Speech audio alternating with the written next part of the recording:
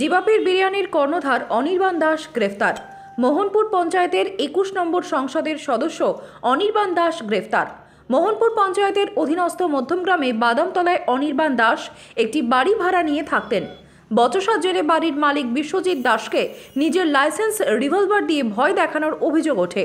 সেই ভিত্তিতেই বাড়ির মালিক বিশ্বজিৎ দাস মধ্যমগ্রাম থানায় অভিযোগ দায়ের করেন। সেই ভিত্তিতেই মধ্যমগ্রাম থানা গ্রেফতার করেছে অনির্বাণ দাসকে। চুক্তির মেয়াদ শেষ হয়ে গেছিল আর তার থেকেই বচসা। পরে নিজের লাইসেন্সকৃত আগ্নেয়াস্ত্র দিয়ে ভয় দেখানোর অভিযোগ ওঠায় অনির্বাণকে মধ্যমগ্রাম থানার পক্ষ থেকে গ্রেফতার করেছে পুলিশ। গোটা বিষয়টি নিয়ে ছড়িয়েছে চাঞ্চল্য। রাজনৈতিক কারণ নয়, ব্যবসায়িক ছেলে, ব্যবসায়িক কোনো কারণ বা ব্যক্তিগত কোনো কারণ হতে পারে, কোনো রাজনৈতিক কারণ নয়। আমি এখনো খোঁজ নিইনি, আমি খোঁজ নিয়ে জানি। ব্যবসায়ী ছেলে আগ্নেয়াস্ত্র দেখিয়েছে, এটা তো আমার ঠিক আমি বুঝতে পারছি না, আমি স্পটেও ছিলাম না। আমি শুনলাম, আমি একটু খোঁজ নিই, বেলা হোক, খোঁজ নিয়ে তারপরে বলবো।